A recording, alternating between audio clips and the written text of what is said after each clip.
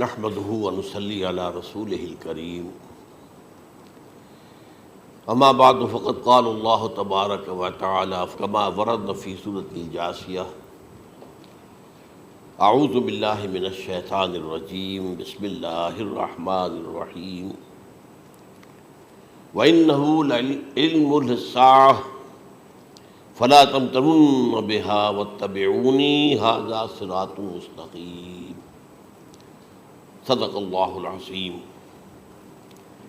رب اشرح لی صدری ویسر لی امری واحلل عقدۃ من لسانی یفقہوا قولی اللہم ربنا الہمنا رشدنا واعذنا من شرور انفسنا اللہم ارنا الحق حقا وارزقنا اتباعہ وارنا الباطل باطلا وارزقنا اجتنابہ آمین یا رب العالمین۔ قادیانیت سے متعلق ایک بحث کا آغاز ہو گیا تھا، کیونکہ ہمارے علم میں یہ آیا تھا کہ قادیانیوں نے خاص طور پر ماڈل ٹاؤن کو اپنا ایک مرکز اور اپنا اڈہ بنانے کا فیصلہ کیا ہے، اور اس کا ہمیں تجربہ بھی حاصل ہو گیا۔ کچھ نوجوان اہل سنت کے نوجوان میرے پاس آئے تھے اور انہوں نے میری توجہ اس طرح منعطف کرائی کہ یہاں پر یہ اپنی جمعے کی نماز کے لیے اوپن گراؤنڈ استعمال کر رہے ہیں اور اس میں لگا لیتے ہیں پارٹیشن وغیرہ، اور بڑی یوں سمجھیے کہ بڑی مہم کے ساتھ دونوں طرف کی سڑکیں بند کر کے، اور جو بھی لوگ مسافر ہیں انہیں بھی دعوت دیتے کہ آئیں یہاں جمعہ پڑھیں، اور بعض لوگ مغالطے میں وہاں جمعہ پڑھ لیتے۔ تو اس کے حوالے سے انہوں نے کوشش کی کہ کچھ نہ کچھ اس سلسلے میں، کیونکہ انہوں نے مجھے لا کر قانون دکھایا۔ پاکستان میں جو قانون نافذ ہے وہ یہ ہے، چاہے یہ کہ وہ نافذ نہیں ہے بالفعل، لیکن ہے، قانون کی کتاب میں تو موجود ہے کہ قادیانی اپنے کوئی جو بھی ان کے نزدیک بھی ان کے مذہبی شاعر ہیں ان کو مسلمانوں کی شکل میں برملا علی الاعلان ادا نہیں کر سکتے، کیونکہ وہ تو دھوکہ دہی بات ہو گئی کہ لوگ سمجھیں گے یہ مسلمان ہی ہیں۔ اب جب انہیں، آپ کو معلوم ہے کہ ہماری پوری جو مرکزی اسمبلی تھی، نیشنل اسمبلی، اس کے فیصلے کے تحت قرار دیا گیا بالاتفاق کہ قادیانی غیر مسلم ہے، دائرہ اسلام سے خارج ہے۔ یہ تو فیصلہ ہوا پارلیمنٹ کا ایک بڑے پیمانے، بعد میں پھر ضیاء الحق صاحب کے زمانے میں یہ تو ہوا تھا، آپ کو معلوم ہے، بھٹو کے زمانے میں۔ تو ضیاء الحق صاحب کے زمانے میں اسی کی گویا کہ فردر سٹیپ کے طور پر یہ بات طے کی گئی اور قانون بنا دیا گیا کہ وہ اپنی مسجد کو مسجد نہیں کہہ سکتے اور مسجد کی صورت پر نہیں بنا سکتے کہ گزرنے والے کو یہ خیال ہو کہ یہ مسجد ہے۔ اسی طرح وہ اگر کوئی اسلامی شاعر کا ارتکاب کریں گے علی الاعلان تو بھی یہ قابل تعزیر ہے، جرم ہے۔ وہ اپنے کئی احاطوں کے اندر، اپنے گھروں کے اندر جو چاہیں کریں، لیکن کھلے میدان میں آ کر جو شاعر اسلامی باہر، ان لوگوں نے سب کچھ اڈاپٹ تو کر رکھا ہے۔ سب سے بڑی بات تو وہ ہے کہ انہوں نے ایک جھوٹے نبی کا اقرار کیا ہے کہ وہ نبی ہے، اس نے ہمارے درمیان فصیل حائی کر دی ہے۔ اب جو اس کو مانتے ہیں ان کے نزدیک ہم کافر ہیں۔ آپ کو معلوم ہے کہ یہ میں بیان کر چکا ہوں کہ حالانکہ قائد اعظم کا کتنا بڑا احسان تھا کہ چودھری ظفر اللہ خان کو انہوں نے فارن منسٹر بنایا پاکستان کا، لیکن جب ان کا انتقال ہوا ہے قائد اعظم کا تو اس کی جنازے کی نماز میں شریک نہیں ہوا، وہ شخص موجود رہا۔ جو دوسرے ممالک کے سفراء آئے ہوئے تھے، ظاہر بات ہے وہ مسلمان تو نہیں تھے، کوئی عیسائی تھے یا کوئی اور تھے، ہندو تھے، بدھ تھے، جو بھی تھے۔ اب چونکہ قائد اعظم کا انتقال تھا ایک مملکت کے صدر کا، تو وہ لوگ سبھی موجود تھے، لیکن ظاہر ہے کہ وہ نماز میں شریک نہیں ہوئے، وہ مسلمان تو نہیں تھے۔ ان کے ساتھ کھڑا رہا یہ شخص۔ اس نے یہ بات، اور جب اس سے پوچھا گیا کہ تم شریک کیوں نہیں ہو تو اس نے کہا دیکھو بھائی، مجھے یا تو مسلمان سلطنت کا کافر وزیر سمجھ لو یا کافر سلطنت کا مسلمان وزیر سمجھ لو۔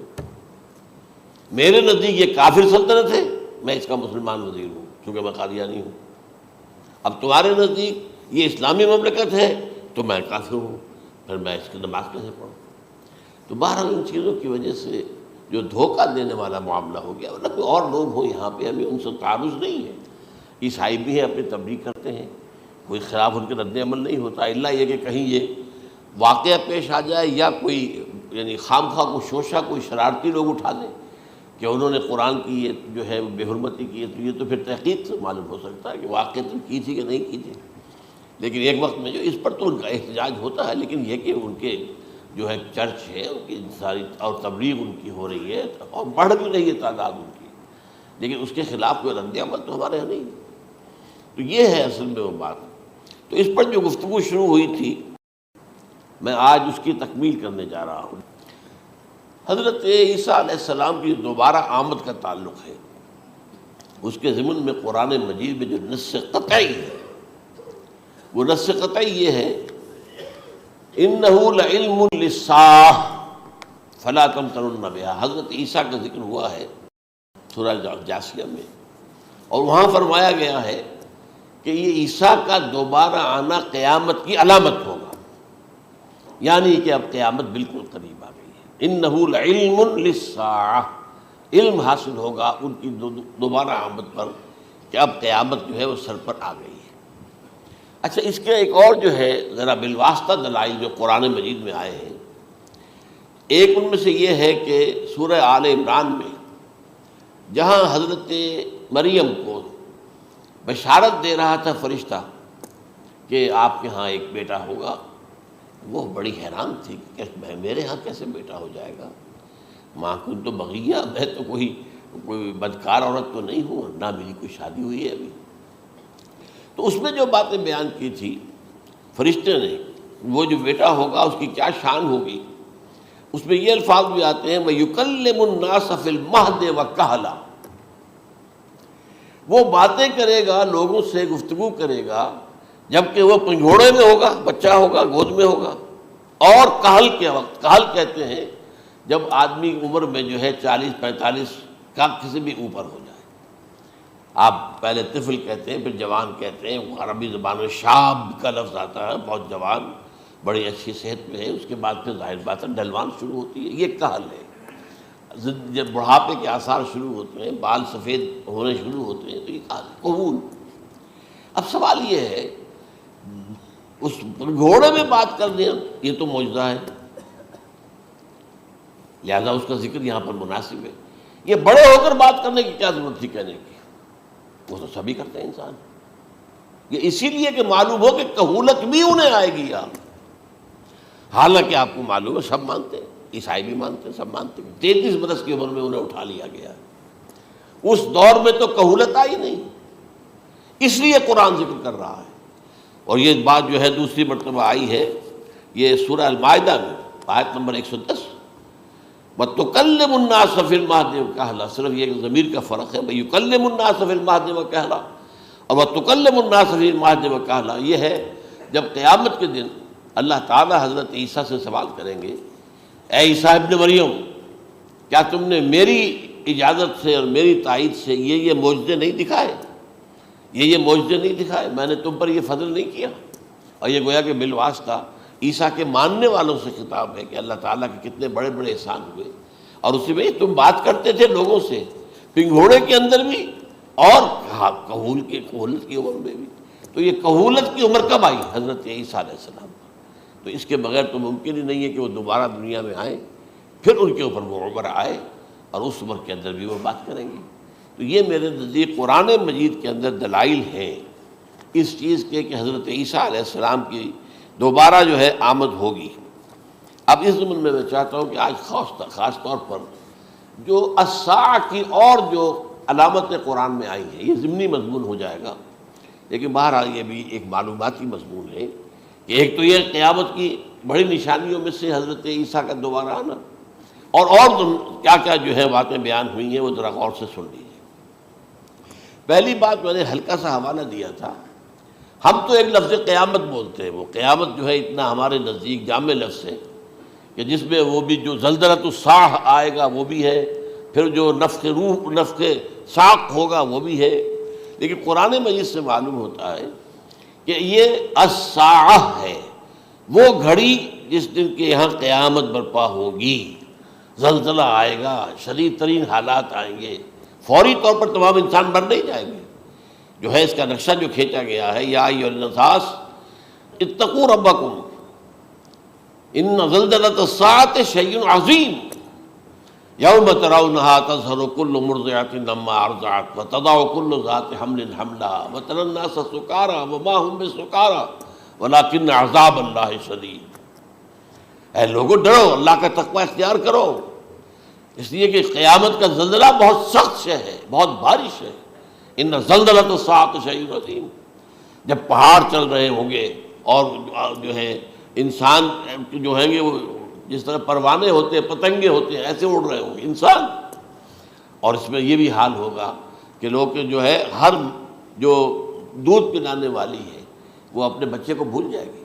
ظاہر بات ہے کہ اپنی پڑی ہوئی ہے مصیبت، حالانکہ سب سے زیادہ محبوب ترین شے دنیا میں اس سے اونچی محبت نہیں ہو سکتی جو ماں کو اپنے دودھ پیتے بچے سے ہوتی ہے، انہیں بھول جائے۔ تذہل کل مرضعۃ عما ارضعت، اور تمہیں ایسا محسوس ہوگا کہ لوگ کسی نشے کی کیفیت میں ہیں، یعنی وہ بدحواش ہیں، وہ بدحواس ہو گئے، لیکن یہ کہ وما ہم بسکارى، اور وہ مدہوش نہیں ہوں گے، ولکن عذاب اللہ شدید۔ تو یہ ہے زلزلۃ الساعہ، وہ ایک خاص وقت جو ہے، ایک خاص گھڑی جس میں کہ یہ ہونا ہے۔ اس کے علاوہ قرآن مجید میں القارعہ، القارعہ القارعہ وما ادراک ما القارعہ، یوم یکون الناس کالفراش المبثوث وتکون الجبال کالعہن المنفوش۔ اب یہ کیا ہے؟ یہ نقشہ ہے قیامت، یہ وہی ہے الساعہ، القارعہ الساعہ۔ اسی کے ساتھ قرآن میں آتا ہے الواقعہ، اذا وقعت الواقعۃ لیس لوقعتها کاذبہ، تو یہ خافضۃ رافضہ، یہ الفاظ سورہ واقعہ میں ہے۔ اسی طریقے سے اور جو ہے الحاقہ، ما الحاقہ وما ادراک ما الحاقہ، یہ تمام جو الفاظ قرآن مجید میں آئے ہیں یہ آئے ہیں الساعہ کے لیے، قیامت کے لیے نہیں۔ قیامت میں بعد میں بتاؤں گا آپ کو۔ چنانچہ 3 نفخے ہیں جو قرآن سے ثابت، نفخ فی الصور، اور اس نفخ فی الصور کا یہ عالم ہوگا یوم ینفخ فی الصور ففزع من فی السماوات ومن فی الارض الا من شاء اللہ، جس دن پھونکا جائے گا سور میں، اور اس وقت صورتحال یہ ہو جائے گی کہ جو بھی آسمانوں میں ہے، زمین میں ہے، سخت پریشانی اور سخت پشیمانی اور ایک طرح کے مرعوبیت اور خائف ہو کر رہ جائیں گے، الا ان کے کہ جن کو اللہ چاہے، اس کے کوئی ملائکہ مقربین ہوں گے۔ من فی السماوات فی الارض ہے، اس کے ساتھ ہی یہ کہہ دیا گیا ہے، لیکن یہ باقی پورے لوگوں کے اوپر، پوری مخلوقات کے اوپر ایک جو ہے گھبراہٹ کی کیفیت طاری ہو جائے گی۔ تو یہ ہے پہلا فضا۔ دوسرا فضا کیا ہے؟ فضا صعق، صعق کہتے ہیں آدمی کا بے ہوش ہو جانا۔ یہ دوسری مرتبہ جب سور پھونکا جائے گا، وَنُفِخَ فِي الصُّورِ فَصَعِقَ مَن فِي السَّمَاوَاتِ وَمَن فِي الْأَرْضِ إِلَّا مَا شَاءَ اللَّهُ، یہ ہے کہ اس کے بعد وہ سب کے اوپر موت طاری ہو جائے گی۔ یہ دوسرے سور پھونکے جانے کے بعد ہے۔ پھر ثُمَّ نُفِخَ فِيهِ أُخْرَى، پھر ایک مرتبہ اور پھونک ماری جائے گی، یہ تیسرا ہو رہا ہے۔ فَإِذَا هُمْ قِيَامٌ يَنظُرُونَ، تو اچانک سب کے سب کھڑے ہوں گے اللہ کی طرف دیکھتے ہوئے۔ اب یہ جو ہے یہ ہے یوم القیامہ، قام یقوم قیامتاً، کھڑا ہونا، کیونکہ اس دن یوم یقوم الناس لرب العالمین، جس دن کے تمام انسان جو ہے کھڑے ہو جائیں گے اپنے رب کے حضور میں، جس کا نقشہ کھینچا گیا ہے اذا دکت الارض دکا دکا وجاء ربک والملک صفا صفا۔ تو یہ سب کے سب انسان بھی جو ہے موجود ہوں گے، فرشتے صفے باندھے ہوئے ہوں گے، اور اللہ تعالیٰ جو ہے اپنے خاص عرش کے ساتھ، یحمل عرشہ ثمانیہ، 8 فرشتے اس عرش کو اٹھائے ہوئے ہوں گے، جبکہ یہ آسمان پھٹے گا اور اس روئے ارضی پر اللہ تعالیٰ کا نزول ہوگا۔ یہ جو ہے ہمارا یوم القیامہ یہاں ہے، یوم القیامہ ہی میں جو فیصلے ہونے یہاں ہونے، قصہ زمین برسر زمین، جو نیکیاں تم نے یہاں کمائی ہیں یا جو بدیاں تم نے یہاں جن کا ارتکاب کیا کا فیصلہ یہاں ہوگا۔ اس کے بعد واللہ عالم کچھ اور بھی چیزیں ہیں، لیکن یہ کہ وہ سب عام طور پر لوگوں کے علم میں نہیں ہے۔ میں نہیں چاہتا کہ خام خواہ کسی نئی بات سے کوئی جو ہے ذہنوں کے اندر کوئی ایک تشکیک پیدا ہو جائے، شبہات پیدا ہو جائے، لیکن یہ چیزیں جو میں نے آپ سرچ کی از قرآن ثابت ہے، اسی زمین پر اترنا ہے۔ وجاء ربک والملک صفا صفا، یہ سب کے سب آئیں گے، اور ملائکہ، اور اس کے علاوہ جو ہے دوسرے مقامات پر جس کا نقشہ کھینچا گیا ہے سورۃ الحاقہ کے اندر ہے، اللہ کا عرش جو ہے 8 فرشتے اٹھائے ہوئے نیچے اتریں گے۔ تو یہ تمام چیزیں قرآن مجید میں مذکور ہیں، اور یوم القیامہ یہی ہوگا، لیکن وہ ہے یوم القیامہ، ہم قیامت کہتے ہیں اس کو، جس کو قرآن کہتا ہے الساعہ، الزلزلہ، الحاقہ، القارعہ، الواقعہ، یہ ہے در حقیقت جو پہلا معاملہ ہے کہ اس کے اندر جو ہے فضا ہو جائے۔ اب دیکھیے جو علامات قیامت احادیث میں آئی ہیں وہ میں آج آپ کو سنا رہا ہوں۔ ان کو دو حصوں میں تقسیم کیا جاتا ہے، علامات صغریٰ، علامات کبریٰ۔ چھوٹی نشانیاں جو درجہ بدرجہ درجہ بدرجہ درجہ بدرجہ حاضر سامنے آئیں گے۔ ایک ہے بالکل قیامت سے متصل قبل بڑے جو خرق عادت واقعات ہوں گے وہ آئیں گے۔ اچھا، پہلی چیز کے سلسلے میں حضرت انس رضی اللہ تعالیٰ عنہ سے یہ مروی ہے اور یہ حدیث متفق علیہ ہے۔ پہلی علامت حضور نے بیان کی قیامت کی علامات میں سے، اب میں لفظ قیامت اسی معنی میں بول رہا ہوں جس میں کہ ہم عام طور پر بولتے ہیں۔ آپ نے فرمایا علم اٹھا لیا جائے گا، جہالت کا دورہ ہوگا۔ اب یہ کون سا علم اٹھایا جائے گا؟ سائنس کا علم نہیں، دین کا علم۔ آج تو ساری قدر و قیمت جو ہے جس کے لیے دوڑتے ہیں لوگ، لاکھوں روپے کی فیسیں دے کر، MBA ہو رہے ہیں، یہ جو ہے اکاؤنٹنسی کا پاس کر رہے ہیں، یہ CA کر لیا ہے، یہ کوئی اور جو ہے فزکس میں، کہیں کیمسٹری میں ڈاکٹریٹ کر لی ہے، ڈاکٹر بن جائے تو کیا ہی کہہ رہے ہیں۔ اس لیے کہ بڑی چیز جو پاکستان سے ایکسپورٹ ہوتی ہے وہ ڈاکٹر ہیں۔ جو اتنے بڑے پیمانے پر جو کالج کھلے ہوئے، 3 لاکھ روپے ایک سال کی فیس، 5 لاکھ روپے ایک سال کی فیس، یہ کیوں لیتے ہیں اور کیوں لوگ دیتے ہیں؟ کہ موقع مل جاتا ہے MBBS کر کے۔ امریکہ کے اندر بھی ڈیمانڈ ہے، ان کے ہاں ڈاکٹر جو ہیں جتنے ہونے چاہیے نہیں ہے، لہذا اور بھی بہت سی جگہوں پر ڈیمانڈ ہے۔ تو جس چیز کی مارکیٹ میں ڈیمانڈ ہے وہ علم ہے۔ آج علم کمپیوٹر کا علم ہے یہ، حالانکہ ان میں سے کسی کے اوپر لفظ علم کا اطلاق میرے نزدیک غلط ہے، جہالت ہے۔ علم وہ ہے جو ذہن کو جلا دے، جو سوچ کو جلا دے، روشنی پیدا کرے، دماغی روشنی، وسعت دے، انسان کے فکر کو وسعت دے، اس کے ذہنی جو ہے جو افق ہے اس کو وسیع کرے۔ علم تو وہ ہے جو حقیقت کے کیا علم بھی اسے عطا فرمائے۔ قرآن ہے، حدیث ہے، باقی اور چیزیں جو اس سلسلے میں آ سکتی ہیں وہ ہے کہ جو قرآن اور حدیث کی سمجھنے میں مومن ہوں اور زیادہ جو ہے اس کے تک فہم کو آسان کر دیں۔ لیکن یہ کہ فرمایا علم اٹھا لیا جائے گا، جہالت کو فروغ ہوگا۔ ظاہر بات ہے ایک ہی بات ہوئی ہے۔ دوسرے نمبر پہ یہ کہ جہالت کو فروغ ہوگا۔ نمبر 3 زنا کثرت سے ہوگا۔ نمبر 4 شراب نوشی عام ہو جائے گی۔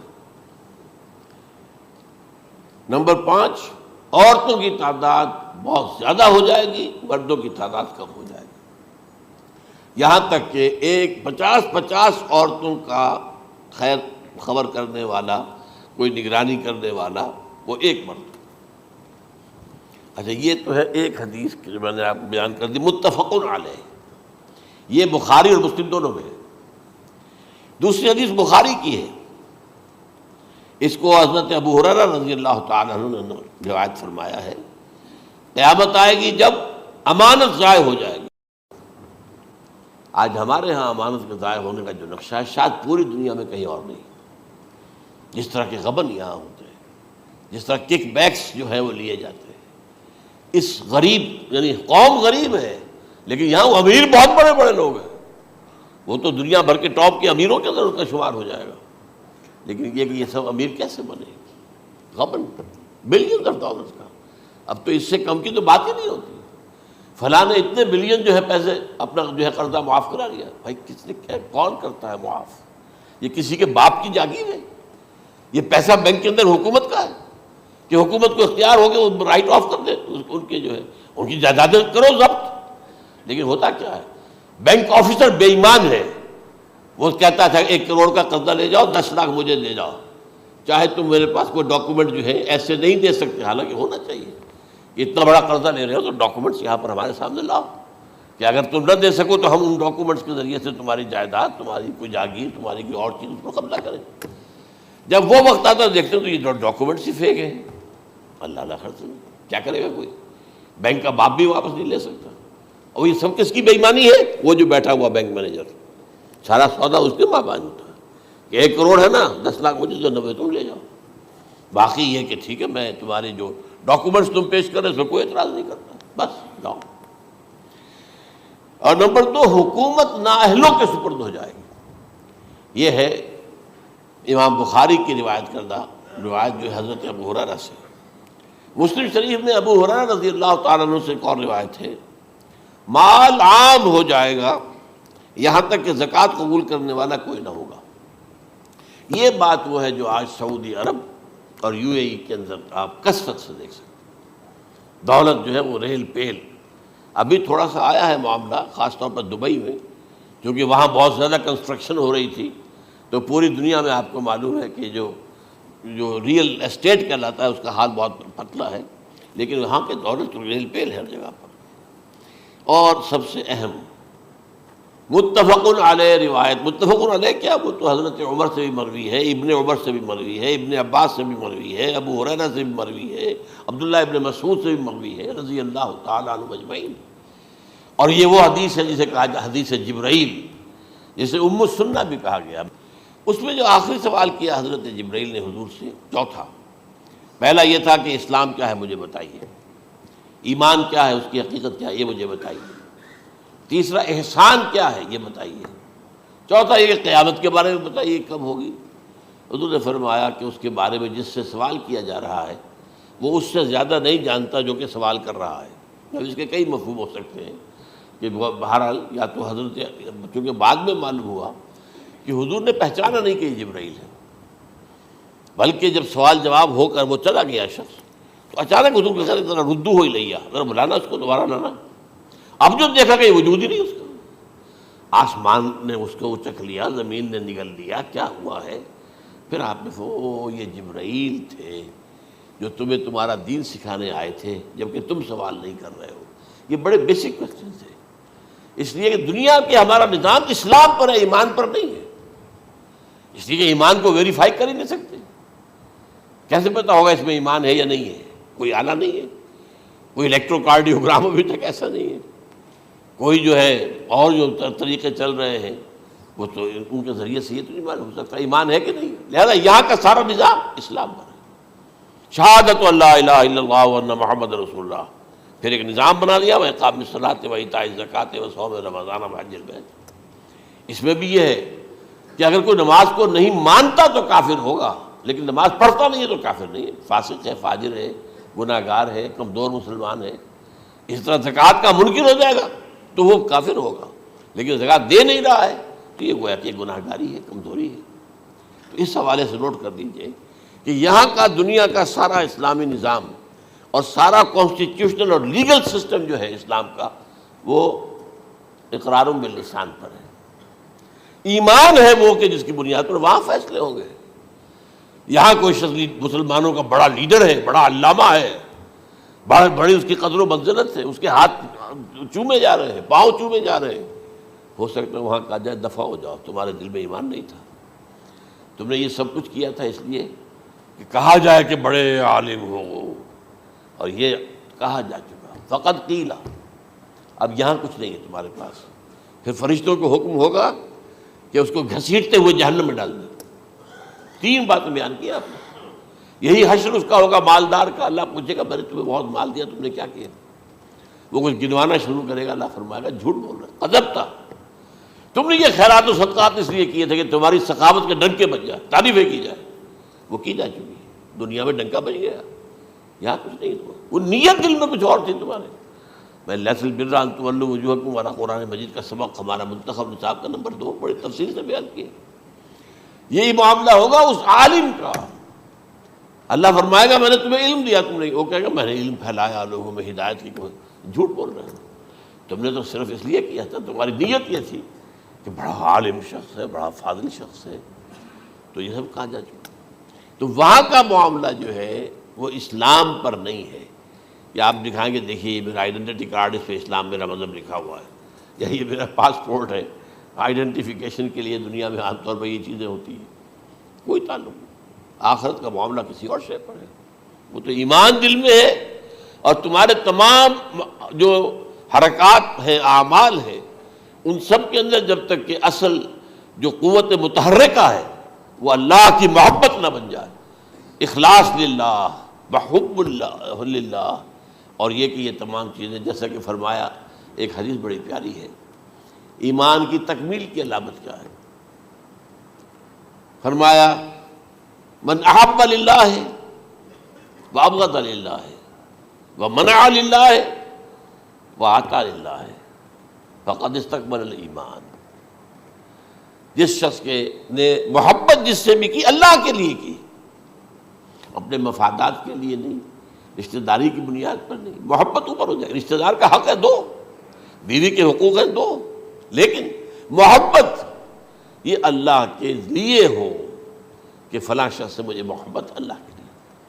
اور اگر نفرت رکھی تو اللہ کی وجہ سے رکھی، اس لیے رکھی کہ وہ اللہ کے دین سے دور ہے، وہ اللہ کے راستے پر نہیں آ رہا ہے، وہ فسق و فجور کی جو ہے زندگی کو آ رہا. اس میں بھی یہ ہے کہ یہ نہیں ہے تعلق قطع کر لو، تعلق قطع کرو گے تو تبلیغ اور اصلاح کا موقع کہاں رہے گا، لیکن دلی محبت نہیں ہوگی اس سے. تو اگر محبت ہے تو اللہ کے لیے، اور نفرت ہے تو اللہ کے لیے. اور کسی کو کچھ دیا ہے تو اس لیے کہ اللہ کا حکم ہے کہ دوں، اور کسی سے کچھ روکا ہے تو اس لیے کہ اللہ کا حکم ہے کہ روکوں، اس کو نہیں دینا ہے. فقد استکمل الایمان، تو اس شخص نے ایمان کی تکمیل کر لی. یہ ہے اصل جو ڈیسائیڈنگ فیکٹر ہے، وہ یہ ہے. اور اس ایمان کی پہلی علامت کیا ہے؟ کیسے معلوم ہو میرے اندر ایمان ہے؟ پہلی علامت سب سے کم تر درجے کا ایمان، اس میں فرمایا گیا اذا اساءت کا سیئۃ وحسنت کا حسنۃ فانت مومن. اگر کوئی اچھا کام کر کے خوشی ہو اور کوئی برا کام ہو جائے تو ملامت ہو، یہ کیا کر بیٹھا، یہ میں نے کیا کیا ہے، یہ مجھے نہیں کرنا چاہیے تھا. یہ اگر احساس ہے نیکی اور بدی کا تو تمہارے اندر ایمان ہے. یہ ایمان ہے ادنا درجے کا. اور وہ ایمان من احب للہ وابغض للہ واعطى للہ ومنع للہ فقد استکمل الایمان. اچھا، یہ جو متفق علیہ حدیث ہے جو حضرت جبرائیل کی ہے، اس میں پھر انہوں نے کہا کہ اچھا اگر آپ مجھے یہ کب ہوگی قیامت نہیں بتا سکتے تو اس کی کچھ علامتیں بتائیے. یہ بڑی عظیم تھا، کیونکہ یہ تو تمام احادیث کے اندر میں نے عرض کیا نا کہ سب سے زیادہ صحابہ سے منقول ہے. اور آپ نے فرمایا کہ جب لونڈی اپنی مالکہ کو جنے گی اور تم دیکھو گے کہ ننگے بدن ننگے پیر بھوکے ننگے بھیڑوں اور بکریوں کو چرانے والے اونچی سے اونچی عمارتیں بنانے میں ایک دوسرے کا مقابلہ کریں گے. اذا تلد الامۃ ربتها، کیا بانی ہے؟ یہ خاص الفاظ کیوں کہے گئے؟ اولاد والدین کے سامنے دب کر رہتی تھی، کبھی سینہ تان کر بات نہیں کرتے تھے. ٹھیک ہے، کوئی بات آپ مان نہیں سکتے، ابا جان یہ بات تو میں نہیں کر سکتا. یا فرض کیجئے کہ وہ آپ کو کسی نیکی سے روک رہے ہیں، کہ دینی کام سے روک رہے ہیں، ابا جان یہ تو میں نہیں کروں گا، یہ تو دین کا فرض ہے. یہ کہیں آپ، اور ڈٹ کر کہیں اور جمیں اس پر، لیکن یہ کہ کوئی سرکشی کا انداز نہ ہو. ایسا نہ ہو کہ اپنے جناب سینے کو تان کر کے کھڑے ہو جائے، میں نہیں کروں گا، یہ نہیں، یہ غلط ہو جائے. اچھا، اولاد میں بیٹی جو ہوتی تھی وہ زیادہ سبارڈینیٹ، سبمسیو، بات ماننے والی، کہیں بھی سر اونچا نہ کرنے والی. اور آخری دور میں کیا ہوگا؟ بیٹیوں سے مائیں ڈریں گی، انہیں ٹوک نہیں سکتی کسی بات پر، پتہ نہیں کیا بک دے گی، کیا بکواس کر دے. یہ تو ہمارے ہاں ہو گیا ہے. باہر کیا ہے وہ تو آپ یہ بھی نہیں پوچھ سکتے. آپ کی 13 برس کی لڑکی آئی ہے رات کو 1 بجے، نہیں پوچھ سکتے کہاں رہی ہو، یہ رات کہاں گزاری، پوچھ ہی نہیں سکتے. یہ پوچھنا بھی جرم ہے. اپنے چھوٹے بچے کو آپ نے ایک تھپڑ مار دیا، تہذیب ہے، سکھانا ہے، غلط کام کیا ہے، اس کی سرزنش ہو رہی ہے، فوراً وہ اگر ایک فون کر دے گا پولیس آئے گی، بچے کو لے جائے گی، اسے لا کر کہیں اور جو ہے ڈپازٹ کرے گی اور آپ پر مقدمہ چلے گا، آپ کو اس کی سزا بھگتنی ہوگی. ظاہر بات ہے کہ پھر وہاں سرکشی کا کیا عالم ہوگا. پھر اولاد کہاں سر جھکائے گی، کس درجے میں جھکائے گی؟ اس کی تربیت عثمانی میں ہوئی نہیں. تو ان تلد الامۃ ربتها، گویا کہ بیٹی کے نزدیک ماں جو ہے وہ ایسی ہو جائے گی جیسے لونڈی گویا کہ لونڈی نے ایک اپنی مالکہ کو جنم دیا ہے، بیٹی مالکہ بن جائے گی اور ماں جو ہے لونڈی بن جائے گی، اور دولت کی ریل پیل کا ابھرتا چکا یہ جو بھوکے ننگے اور مفلس، کیا حال تھا 100 برس پہلے، انہیں کھانے کو کچھ نہیں ملتا تھا۔ یہ مشرقی ساحل پر تھے، یہ سوائے یہ کہ مچھلیاں پکڑ لی اللہ خیر اللہ وہ کھا لی، یا کہیں ان کو بیچ دیا، کوئی بنڈی لگ گئی، بنڈی لگ جاتی تھی وہاں، اور کیا تھا۔ اور مغربی ساحل پہ کیا ہوتا تھا، ساری ان کی معیشت حج کے گرد گھومتی تھی، حاجی آئے ہیں خریداریاں کر رہے ہیں، اور آپ کو معلوم ہے پوری دنیا سے مال پہلے بھی پہنچتا تھا وہاں، آپ کو جو ہے ہر ملک کے ہر کونے کا پھل وہاں مل جائے گا آج بھی۔ اور وہاں پر یہ ہے کہ سب سے بڑی بدوؤں کے لیے سب سے بڑی بات کیا تھی، قربانی کا گوشت، اسے وہ سکھاتے تھے، سخت چمڑے کر کے کھاتے تھے، یہ ان کا حل تھا۔ آج جا کر دیکھیے نئے شہر بن رہے ہیں، امریکنز کو کانٹریکٹ دیے جا رہے ہیں، بالکل ماڈرن شہر بنا دو، ایک ایبسلیوٹلی ماڈرن شہر جو ہے وہ جو مشرقی ساحل کے اوپر جو پہلے سے آرام کو سٹی ہے، امریکن سٹی ہو، اس کے اندر کوئی سعودی بھی داخل نہیں ہو سکتا سوائے جس کے پاس اس سٹی کی طرف سے لائسنس نہ ہو، اور اس کی چار دیواری کے اندر، چار دیواری کیا فصیل کے اندر کہی ہے، جو چاہو کرو، کوئی تم پر پابندی نہیں، ننگے نہاؤ، تالاب ہے نہا رہے، ننگی عورتیں ننگی مردیں نہا رہے، کوئی پوچھنے والا نہیں۔ اب اسی قسم کا ایک سٹی آباد ہونا جا رہا ہے مغربی ساحل پر، جدہ اور ینبوع کے درمیان، اور اس میں اصل میں جتنی بھی دولت ہے جو پیٹرول کی ہے وہ وہیں پر رکھ لی جاتی ہے امریکہ کے اندر، تاکہ امریکہ جو ہے ایسے ایسے پروجیکٹ بنا کر جب تمہیں دے گا تو اس میں سے پیسے لے گا، وہ نہیں ملتی ان کو واپس۔ بہرحال یہ تو میں نے ایک جگہ آپ سے ذکر بھی کیا تھا، دی کنفیشنز آف این اکنامک ہٹ مین، وہ کنفیشنز کی بات جو ہے اگر آپ میں سے کسی کو دلچسپی ہو تو اسے پڑھیں کہ کس طریقے سے 1973 کے آئل امبارگو کے بعد جو شاہ فیصل شہید کے زمانے میں ہوا تھا، پھر جس طریقے سے امریکہ نے ان تمام ممالک کو جکڑ لیا ہے، اس کا پورا جو پروسیس کیا تھا وہ سامنے آتا ہے۔ بہرحال اس کے بعد آتا ہے علامات کبریٰ کا ذکر، بڑی علامتیں جو کہ بالکل خرق عادت کے انداز میں ہوگی، جن کا معاملہ جو ہے وہ آپ کے ناپ تول میں نہیں آ سکتا، آپ کی کیمسٹری فزکس اس کا جو ہے وہ نہیں کر سکتی، ادراک ہوگا یہ قیامت کی۔ ان میں نمبر 1 کیا ہے، ایک بہت بڑا دھواں آئے گا، پوری دنیا کو لپیٹے گا۔ نمبر 2 دجال کا ظہور ہوگا، جو اپنی خدائی کا دعویٰ لے کر آئے گا اور بنوائے گا، اس کے ہاتھ میں ہو جائیں گے، قبضے میں ہو جائیں گے سارے ذرائع پیداوار کے، اس کی طرف بھی پہلا قدم اٹھ چکا ہو، ٹرپس کے نام سے معاہدہ ہو چکا ہے، کوئی ملک اپنا بیج پیدا نہیں کر سکتا، یہ بیج ہم نے ڈیولپ کیے ہیں، ان کے ڈیولپمنٹ سے پہلے تم ایک ایکڑ سے کتنی گندم لیتے تھے، آج کتنی لے رہے ہو، کس بنا پر؟ جینیٹکس کا جو کام ہم نے کیا ہے اس کی بنا پر ہو رہا، ہاں تو ہمارا حق ہے، اس کی رائلٹی ہمارے پاس آنی چاہیے، لہذا صرف ان اداروں سے ملٹی نیشنل سے خریدا جائے گا بیج، اور بیج بھی وہ دیں گے وہ کہ جس سے جو فصل اگے گی وہ بیج نہیں لا سکتی، وہ بیج کا کام نہیں کر سکتی۔ جیسے آپ کو معلوم ہے کہ آپ کے ہاں جو گوشت کھایا جاتا ہے مرغے کا، تو مرغا وہ جو ہے اس میں مرغا ہو یا مرغی ہو، اس کے اندر کوئی وہ کیفیت ہی نہیں ہے، ان کے انڈے جو ہے ان سے آپ بچے حاصل نہیں کر سکتے، ہے تو انڈا، دیکھنے کو تو انڈا ہے، لیکن وہ بنڈا جو ہے اس سے بچہ تو نہیں حاصل کر سکتے۔ ایسے ہی وہ گندم کا بیج دیں گے، نظر آئے گی گندم، لیکن اس کے اندر وہ صلاحیت نہیں ہے کہ اس سے جو فصل اگے گی اس کا نتیجہ جو ہے وہ بھی آپ لے سکیں۔ یہ ہونا ہے، اللہ جانے، قدم اٹھ رہے ہیں ادھر۔ پھر یہ ہے کہ دابۃ الارض، زمین سے ایک حیوان نمودار ہوگا، زمین شق ہوگی۔ ابھی میں کہہ رہا ہوں خرق عادت ہے، یہ چیزیں وہ نہیں ہیں جو ہماری کسی حساب کتاب میں جو باتیں پہلے آئی ہیں وہ تو حساب کتاب میں آ رہی ہیں، ساری سمجھ میں آ رہی ہیں، ساری چیزیں مشاہدہ ان کا ہو رہا ہے، لیکن یہ ہے کہ دابۃ الارض، یہ کہتے ہیں کہ کوہ صفا، اس میں تو نہیں ہے حدیث میں، کوہ صفا پھٹے گا اور اس میں سے ایک حیوان دابہ وہ ظاہر ہوگا، تو اسی لیے فرمایا ہے وَإِذَا وَقَعَ الْقَوْلُ عَلَيْهِمْ أَخْرَجْنَا لَهُمْ دَابَّةً مِّنَ الْأَرْضِ تُكَلِّمُهُمْ، تو ہم اندر سے پیٹ کے چیر کر زمین کے پیٹ کو ایک حیوان کو برآمد کریں گے جو انسانوں سے بات کرے گا، گفتگو کرے گا۔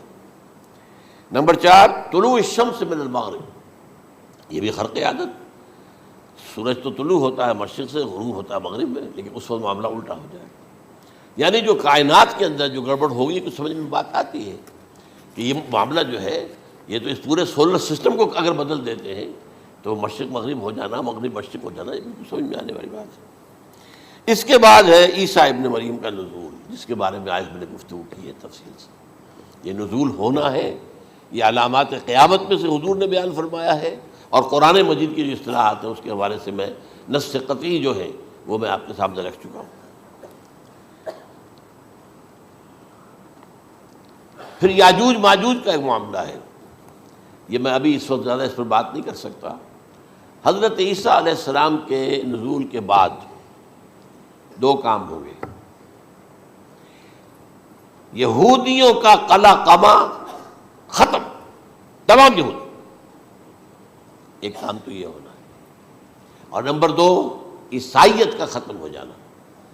عیسائیت کی نفی کر دیں گے، بھائی تم مجھے خدا کا بیٹا بنائے بیٹھے ہو، میں تم خدا کا بیٹا نہیں ہوں، میں تو اس کا بندہ ہوں، رسول ہوں، میں نے تم سے کب کہا تھا کہ مجھے خدا کا بیٹا بناؤ۔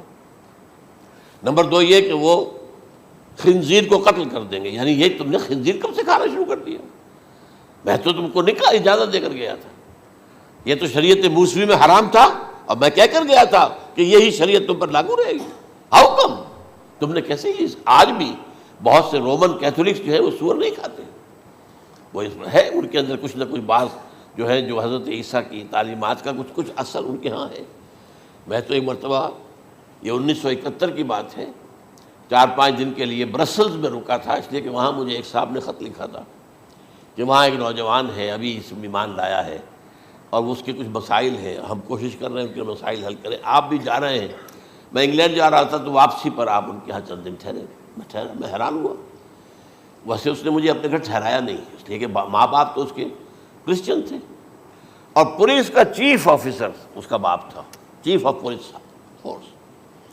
اس نے مجھ سے 1 دن کھانے پہ بلایا، میں ہوٹل میں ٹھہرایا مجھے، اس نے کہا آپ اطمینان سے یہاں کھانا کھائیں، اس گھر میں نہ آج تک کوئی شراب کی بوند آئی ہے اور نہ ہی کوئی بوٹی آئی ہے سور کی۔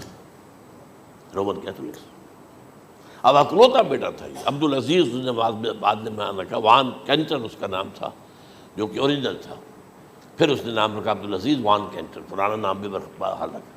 نہایت نیک، نہایت خوبصورت، 28 سال کی عمر تھی، اور اس وقت میں نے دیکھا تھا کہ اس کی فقہی معلومات جو ہے میری معلومات سے 10 گنا زیادہ۔ اس کی وجہ کیا ہے؟ وہ گیا تھا موراکو میں ایز اے ٹیچر، ملازمت کرنے، پیسہ کمانے، وہاں وہ مسلمانوں سے اس کا ہوا ربط ضبط ہوا، اسلام کی تعلیمات سامنے آئی، اسلام لے آیا، اب اکلوتا بیٹا ہے، اور ماں باپ جو ہے کرسچن کیتھولکس۔ جب وہاں سے واپس آیا تو پھر کہتے ہیں کہ ہمارے درمیان ایک معاہدہ ہے، وی آر لیونگ ٹوگیدر، لیکن یہ معاہدہ ہے ہم مذہب پہ بات نہیں کریں گے، بس باقی جو بھی ہے وہ ساتھ رہ رہے ہیں۔ لیکن میں حیران ہوا، مجھے معلوم نہیں تھا۔ اچھا، اس کے بعد اس نے جب اسلام کا فیصلہ کیا تو اس کے سامنے سوال آیا کون سی فقہ اختیار کروں، تو اس نے بڑی جو ہے تھورو اسٹڈی کی ہے تمام فقہوں کی، کمپیریٹو اسٹڈی، ان کو کرنے کے بعد پھر فائنل فیصلہ اس کا یہ تھا کہ حنبلی فقہ میں اختیار کروں۔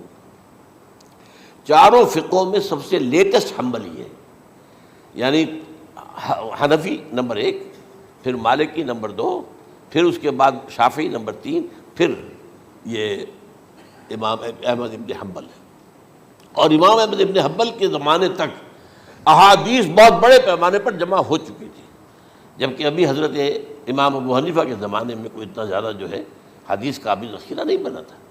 اسی پر تو لوگ حیران ہوتے ہیں کہ زیادہ حدیث امام ابو حنیفہ کے علم میں نہیں تھی، لیکن مجال ہے کہ ان کا کوئی فتویٰ جو ہے کتاب و حدیث کے، کتاب اور سنت کے خلاف ہو۔ اگرچہ انہوں نے صاف کہا کہ اگر تم پاؤ کوئی ایسی سچی حدیث، پختہ حدیث جو میری کسی رائے کے خلاف ہو تو میری رائے کو دیوار پر دے مارنا اور اس صحیح حدیث کی پیروی کرنا۔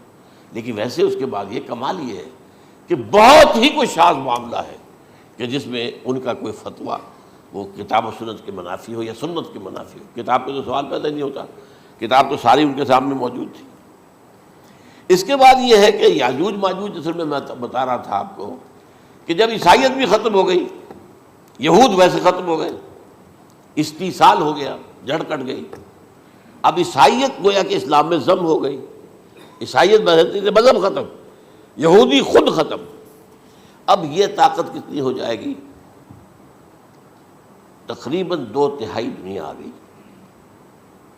تمام اب عیسائی 2 ارب کے قریب ہیں، 1 ارب 90 کروڑ ہوں گے، یا مسلمان بھی 1 کروڑ 50-60 لاکھ ہیں، دونوں کو جوڑ لیجیے کتنے ہو گئے؟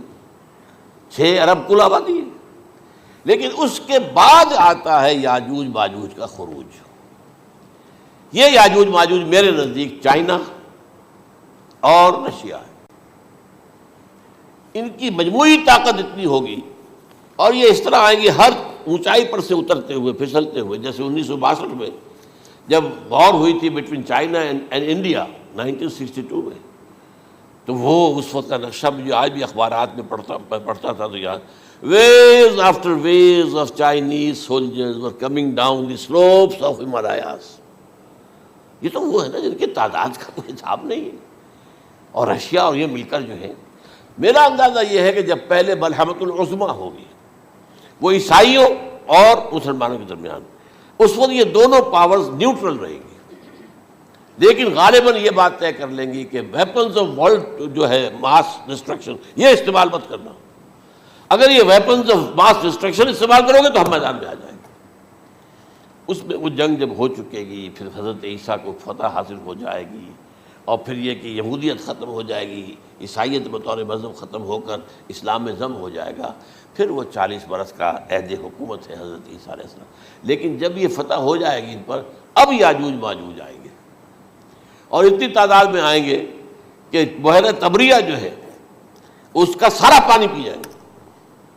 یہ تو اگر آپ کو کبھی اندازہ ہو، یا کوئی آپ جانیں ان لوگوں کو جو ان چینیوں سے واقف ہیں، وہ کہتے ہیں زمین پر ہلتی ہوئی کوئی چیزوں سے وہ چھوڑ کے کھا جائیں گے، جہاں وہ جاتے ہیں ایز اے لیبرر، وہاں کے جو سارے کتے ہیں ختم، ساری بلیاں ختم، ہر شے، وہ جو سانپ کھاتے ہیں، ہر چیز کھاتے ہیں، اور یہ تمام ایسٹرن کنٹریز کے اندر ہوتا ہے، بڑی ڈیلیشس ڈشز ہیں یہ سانپ وغیرہ وغیرہ، اور یہ جس طرح کھا جائے، پانی پئے، ایک قطرہ نہیں رہے گا اس پر۔ تو پھر جو ہے اللہ تعالیٰ اس وقت جو ہے اس میں ایک ایسی بیماری پیدا کرے گا، یہ سب مر جائے گا، یہ معجزے سے ہوگا، یعنی ان کے اوپر فتح جو ہے وہ عام لڑائی کے ذریعے سے نہیں ہوگی، بلکہ اس کے اوپر فتح جو ہوگی وہ اللہ تعالیٰ سے بوجھ، ایک بیماری پیدا ہوگی، سب مر جائے گا، اور اس کے بعد اللہ تعالیٰ ایسے پرندے بھیجے گا بڑی لمبی لمبی گردنوں والے، وہ ان سب کو کھا جائیں گے، جیسے ہمارے ہاں گدھ ہوتے ہیں، وہ ان کو صاف کر دیں گے۔ ورنہ تو یہ ہے کہ پوری دنیا کے اندر جو بدبو اور جو پیدا ہوتا معاملہ اس سے، تو اس نوع انسانی کی بقا ممکن نہیں تھی۔ ان کے خاتمے کے بعد پھر یہ ہوگا کہ حکومت اسلامی جو ہے پوری دنیا میں حضرت مسیح علیہ السلام کی ہوگی، 45 برس وہ رہیں گے، اسی میں وہ کہلن بھی آ جائے گا، وہ فی المہد و کہلن جو میں نے شروع میں بیان کیا تھا، اسی میں پھر یہ ہے کہ وہ شادی بھی کریں گے، ان کی اولاد بھی ہوگی، اور پھر ان کا انتقال ہوگا تو حضرت حضور صلی اللہ علیہ وسلم کے حجرے میں، وہیں پر جہاں حضور اور ابو بکر اور عمر رضی اللہ تعالیٰ عنہم دفن ہیں، وہیں پہ ان کو دفن کیا جائے گا، اور قیامت کے دن حضور فرماتے ہیں کہ میں اور یہ تینوں ساتھ نکلیں گے۔ تو یہ ہے حالات و واقعات۔ بہرحال اس میں یہ ہے کہ یہ نوٹ کر لیجئے کہ جہاں تک ہمارے ہاں آج کل کا معاملہ ہے، میرے نزدیک میں یہ کہنے پر مجبور ہوں، جو رفع و نزول مسیح کو نہیں مانتا وہ کم سے کم منکر حدیث ضرور ہے، میں اس سے کم کا فتویٰ نہیں دے سکتا۔